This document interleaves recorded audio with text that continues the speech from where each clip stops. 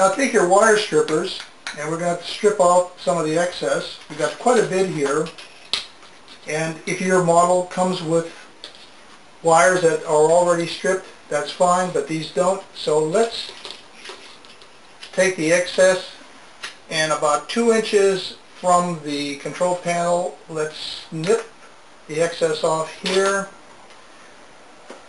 and then let's separate the cables. And this gets a little tricky again too. We're going to take the 2 black and white cables, take the black and white cables, kind of spread them apart a little bit, and again with our wire cutters here, we're going to strip off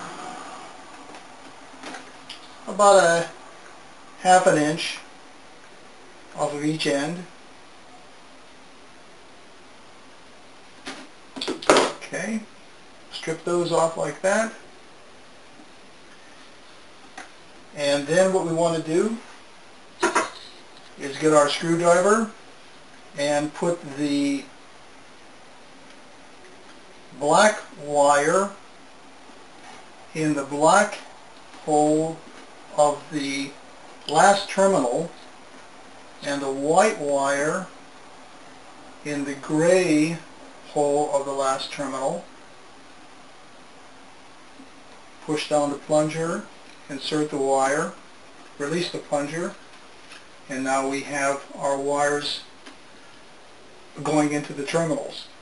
These wires, by the way, go to the LED group on the right side of the ceiling. The next part is also tricky. We've got to take our clippers again and put them in between the wires here and very carefully kind of separate the 2 wires. Now these wires go to, in this case, the right ceiling fan.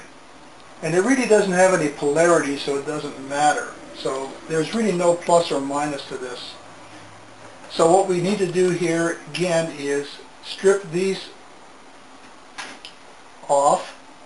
And these wires are a little bit more delicate and a little bit thinner, so be careful with them.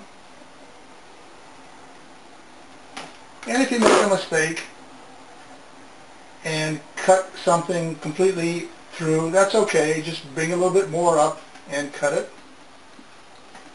Okay, what we want to do now is put these wires in the next set of terminals to the left. Push down the plunger, stick the wire in, spread it out a little bit more. I hope you can see this. To take the other wire, push the plunger down, put it in, and now we have both wires attached. We have the LEDs here, this is our black and white, and then we have the white wires, which is our fan. Now we want to do the same thing with our left LED group and our left fan. So let's cut those about here.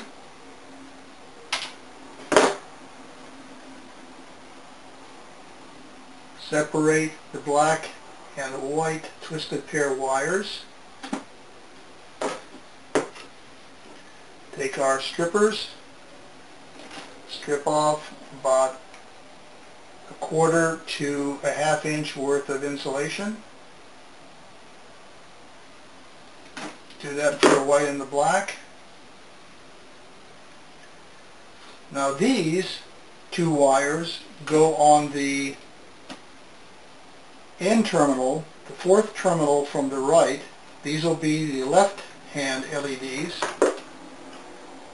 So once again, push the plunger down, insert the wire, release the plunger.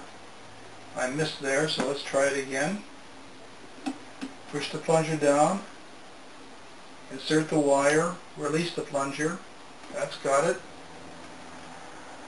Take the other wire, the white wire, put it into the gray hole, push it down, release the plunger. And now those are in.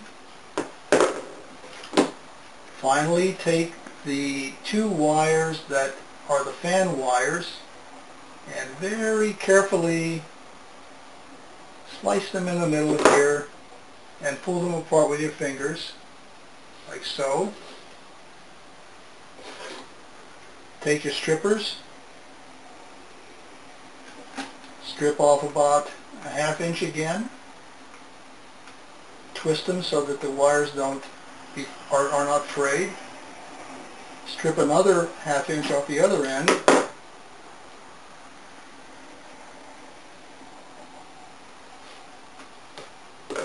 now these wires go into the third terminal from the right. So push one down here. There it is. Push the other wire into the black hole, like so. And that's it. Now let's take a look at what we've just done. We have the left-hand LED here on the far side of the terminal. That's controlled by this switch. We have the right-hand LEDs on the right side, and that's controlled by this switch. And then we have the two ceiling fans in the middle. This is on the left, controlled by this switch here, and this is on the right, controlled by this switch here. So basically, we have our entire control panel hooked up and ready to go.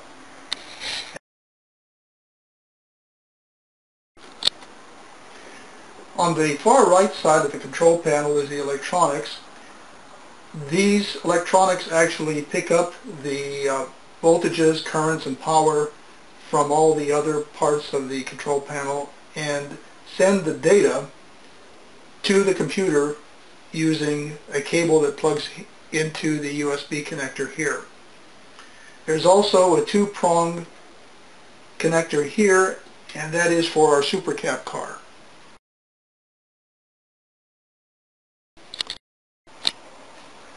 Well, we're almost done. Now for the acid test. Let's see if our control panel works and our ceilings work. So let's start with the second switch here. That turns the batteries on. And then we'll come over here to the fifth switch in line and we'll turn it on, and those turn on the left ceiling LEDs. The far right switch turns on the right ceiling LEDs. So those work. We've got everything wired correctly there.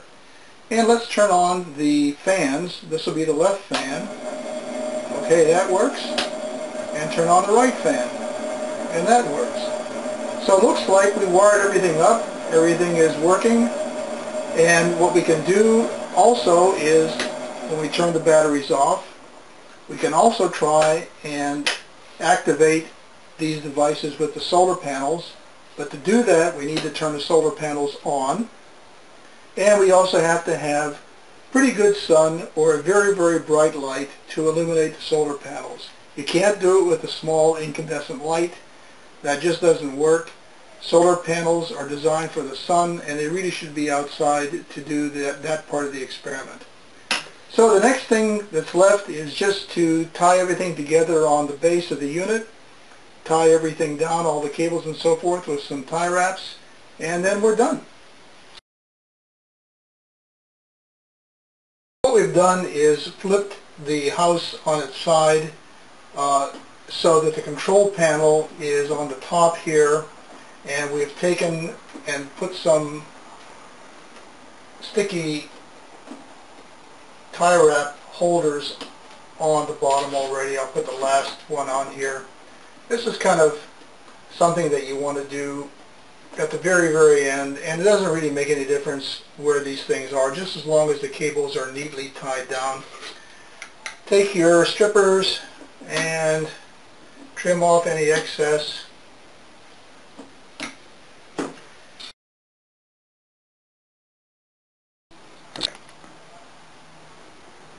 So there we are. Here's our completed ecoSTEM house with our solar panels on the carport roof, flexible solar panels on the house roof, LED groups on the ceiling, and our control panel. Next thing you want to do is either construct the wind turbine or the supercab car that belongs under the carport, and also, of course, load the software onto your computer and do the experiments that are called out for the ecoSTEM house.